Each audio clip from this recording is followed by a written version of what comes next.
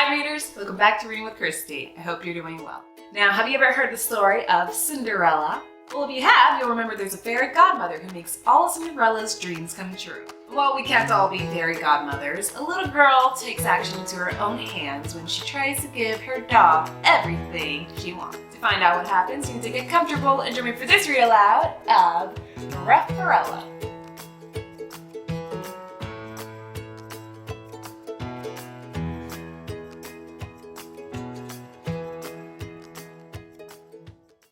Diamante loved stories, and her most favorite was Cinderella. She liked to imagine that she was the fairy godmother, the one who made things happen. She desperately wanted to turn something into something, but what? One day, her eyes rested on Ruff, her dog. Aha! She would turn her dog into a human, into a Rufferella. How about it, Ruff? She exclaimed. Want to be a girl?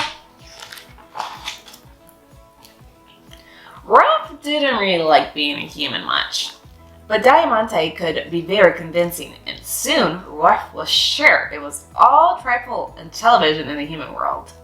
But how would it happen? She didn't even have a magic wand. I don't need one, said Diamante confidently. I will teach you how to be human. It isn't difficult. I do it all the time, without even thinking. So the lessons began. First, Diamante dressed Ruff in human clothes, did her hair in a human style, and applied some makeup. There, she squealed. At least you look like a real girl now. And you shall be called Rufferella.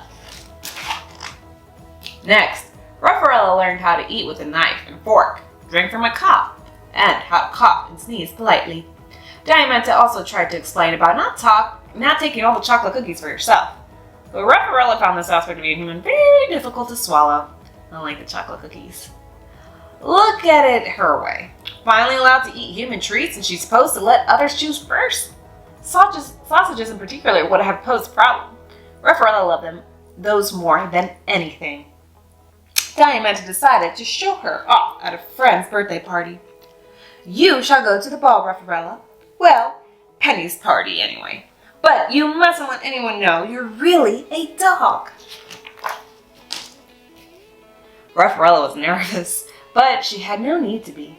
She danced, played games, drank soda, ate cake, and all without spilling a drop or a crumb. She even sang happy birthday to Penny. To everyone's delight, she had the most beautiful deep voice anyone at the party had ever heard. What a wonderful voice this girl has. She should be on television. After that, she was invited to sing at other people's parties, then theaters, where crowds came to hear the amazingly sweet, low voice of little Rufferella, and eventually, she did sing on TV.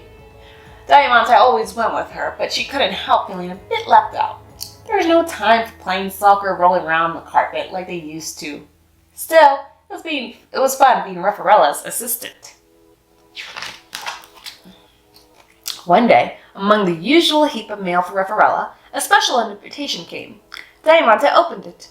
It's from the Queen. She saw you on television and wants you and a guest to attend a ball at the palace.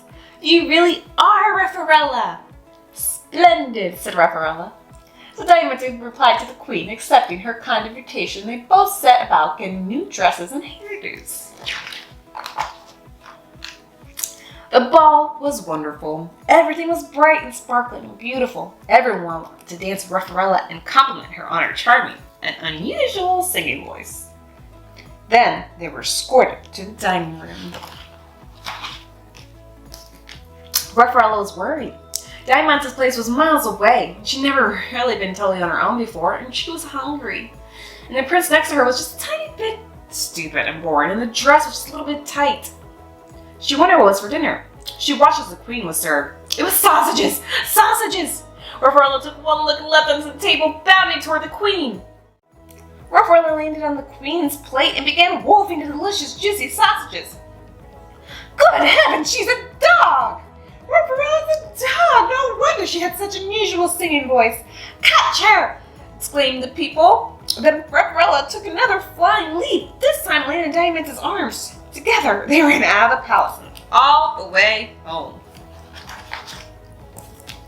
Next morning, there was less mail than usual, but there was a package for Rufferella. She was feeling miserable and didn't want to look at it. So Diamante opened it and took out something hard, wrapped in tissue. There was a note with it, which read, "Dear Rufferella, please do not worry about the unfortunate events at the ball. Sausages are hard to resist after all. A little piece of royal advice.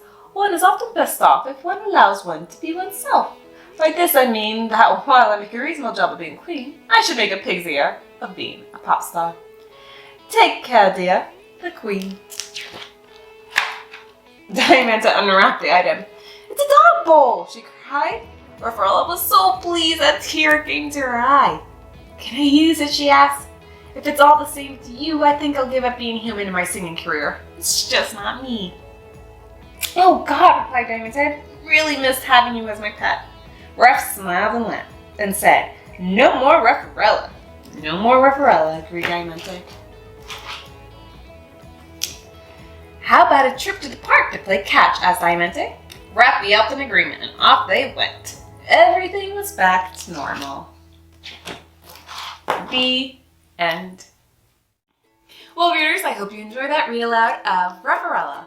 Diamante worked her magic and made Ruff Rufferella. But at the end of the day, Rufferella was rough. She just wanted to be a dog. Thankfully, Diamante wanted that too. Thanks for watching, and I can't wait to see you next time on our next read aloud on Reading with Kristen. See you later.